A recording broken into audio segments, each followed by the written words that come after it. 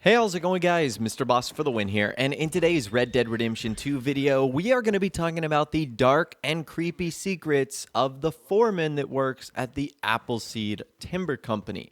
So I'm sure you guys have run across the Appleseed Timber Company once or twice in your playthrough of Red Dead Redemption 2. It's one of the 3 event areas in-game that will change as time progresses. Like when you go from chapter 2, 3, 4, and then all the way into the epilogue. It progresses as you progress through the world, which is really cool. It sort of shows how dynamic the world of Red Dead Redemption 2 is, which I think is awesome. And the Appleseed Timber Company on the surface level seems very simple, but I think it's more of an evil operation than you might think. And that starts with the foreman. Now, this is the first encounter that you have with him right here. You'll meet him, and he's actually in need of supplies, provisions, and medicine. Take a listen to this. Hey there. Can I help you? Just taking a look. We're with the Appleseed Timber Company. Head foreman. We're still getting started on this site, but we should have some fine Big Valley lumber for sale very soon if you're interested. I'll keep that in mind. We should be further along by now, but what can you do? I mean, look at these dolts. There's not a brain between them. Listen, you got any supplies for sale? Food, medicine? Starting to run low. I can't spare anyone to go into town, not the way things are going. I'd be happy to pay premium for them.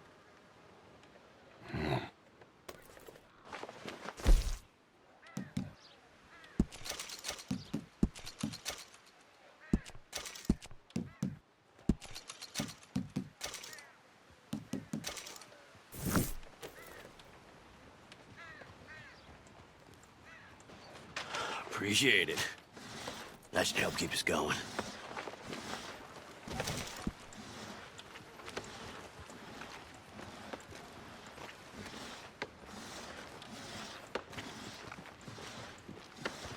I'm leaving. Don't work too hard. There ain't much danger of that with this bunch, my friend.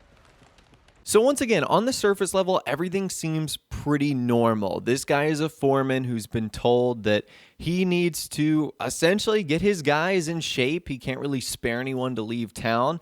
And they're essentially just trying to cut down lumber for the Appleseed Timber Company.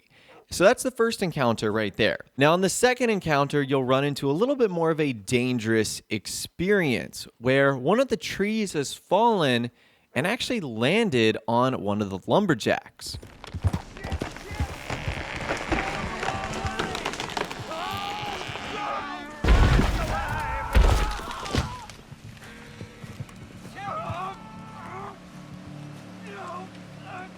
Man on the ground! I need help over here! Run now! Someone! Come on! Don't just stand there! Come on, somebody! Give me a hand with this! Get this off me!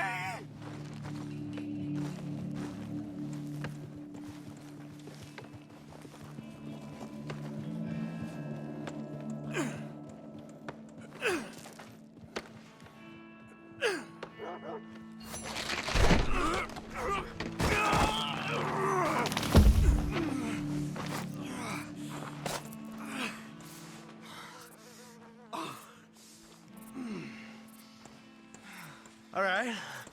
We've done all we can for you. You come back for your money at the end of the week.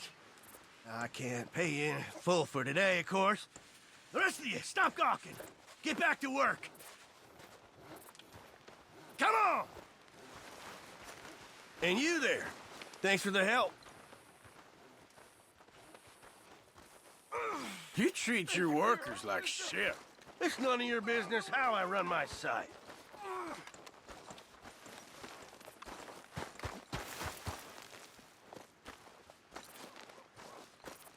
That foreman's a real bastard, ain't he?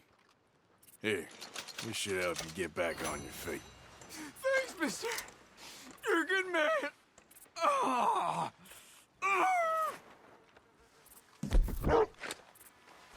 You gonna be all right there? I think so.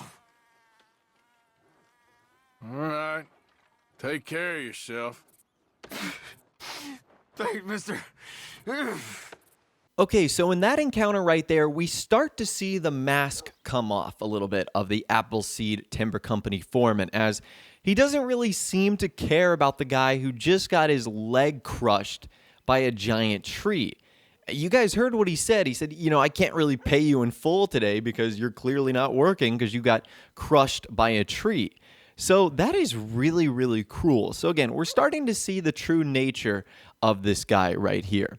Now, on the third encounter, this is by far the most telling and most interesting. The third encounter, you'll actually run into the foreman and a couple of workers arguing about something that's going on at the camp. That's it! You three, back to work! We lost too much time on this already! Mr. Appleseed is very unhappy! Mr. Appleseed ain't out here getting mauled by wolves. We lost 2 men already. Ugh! Bunch of good-for-nothing cowards! Yeah. Call yourselves lumbermen? You afraid of us few damn critters? It's a forest. What the hell do you expect?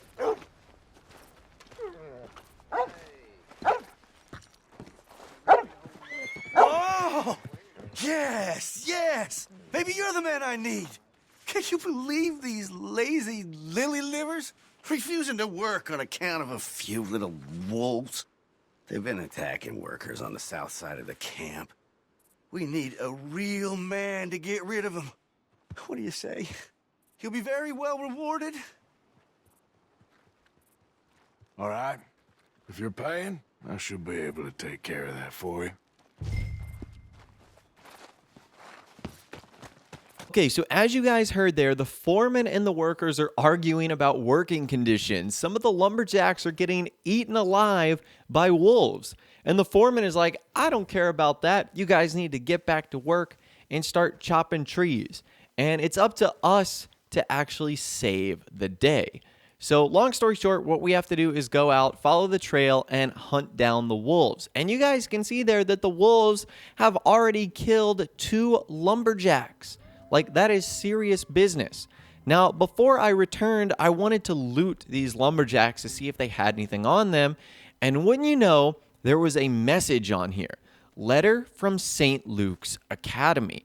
Okay, that's kind of interesting. I want to read this and see what's going on here. So this letter is a rejection letter from a professor.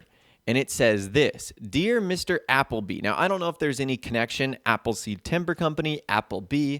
But anyways, thank you for your letter. Sadly, we do not have any vacancies at present for men with your talents, but I wish you good luck with your search for more satisfying employment, being it teaching history or any other career that takes your fancy. May I recommend the Merchant Navy? Should your heart be set on teaching, then I feel honor-bound to advise you that a degree from a reputable university is normally a requirement, which my sense is that you do not yet possess. A basic knowledge of your subject is also considered advantageous. However, I do implore you not make good on your promise to brutally murder me with a garden hoe if I did not give you the job. This is a good school, and the boys should be spared the sight of the headmaster being murdered by a prospective history teacher and a fencing instructor. I have advised the police as to your threats and ask that you do not come within 20 miles of me or the academy again. Yours sincerely and respectfully, Professor Crane, St. Luke's Academy. So I don't know if I'm missing some sort of reference or Easter egg here, but at least on the surface, it seems as if this lumberjack was looking for new employment and that he wanted to be a history teacher. Although being a lumberjack, probably he didn't have a college degree or an education in the field in which he wanted to teach, it wouldn't make him a good professor. And it looks as if he threatened the headmaster to brutally murder him with a garden hoe if he didn't get the job. So I guess that sort of shows you just how bad the working conditions are here at the Appleseed Timber Company. Now, after you read that, which of course is optional, you can return to the foreman, who will have this to say.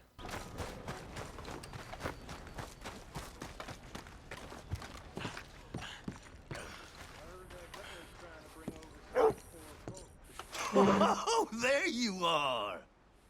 I assumed from all the gunshots and howling, you got some good news for me? Yep, it's done. That's a relief, I'll tell you. Excellent work. Money's right there on the table. Don't mention it. Me and wolves go way back. Now, after doing that encounter, I started to do some research, particularly on the Appleseed Timber Company foreman. And it turns out that if you loot the foreman, you're supposed to get a unique letter. This letter is called Letter to Professor Shifflett. And in the official strategy guide of the game, it says looted from a foreman. For example, the one at the Appleseed Timber Company area. However, I looted this guy like 4 or 5 different times at 3 or 4 different save locations, and he never gave me this letter. So when that happened, I again did some more research, and I looked this up on YouTube, on various forums, on various websites. No one has seemed to found this letter. So I wonder if it gives us more information on the dark secrets of this foreman. But so far, I haven't seen anyone able to find it. So as always, if you have or you know what the letter says, be sure to let us know in the comments down below. Reach out to me on Facebook. Whatever the case is, I'm really curious to know what this letter is, but I was unable to get it, and so far I haven't seen anyone else able to get this letter either. So it seems like it's one of those mysteries that hasn't been solved yet. And the final encounter that you will have with the Appleseed Timber Company actually occurs in the Epilogue. When all is said and done, you'll notice that the camp has been abandoned and all the tents have been put up. There's nothing here anymore, and all the trees have been cut down.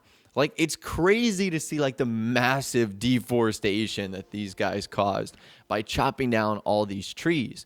Because, like I said, if you visit here before they start doing any work, it is a massive forest, and now it's just sort of this open landscape with these stumps at the very bottom.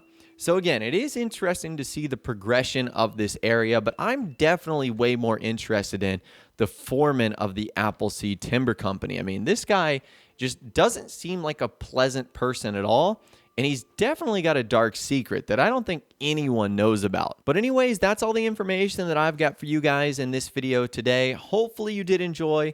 Again, let me know your thoughts, opinions, and more in the comments down below. I'd love to hear from you guys down there on what you think of the Appleseed Timber Company, the foreman, and much more. If you did go on to enjoy this video, though, a like rating would, of course, be awesome. And subscribe to my YouTube channel if you are new, or you like daily Red Dead Redemption 2 videos like this. With all the way, guys, like I said, thanks so much for watching. Take care, and I'll see you guys in the next video.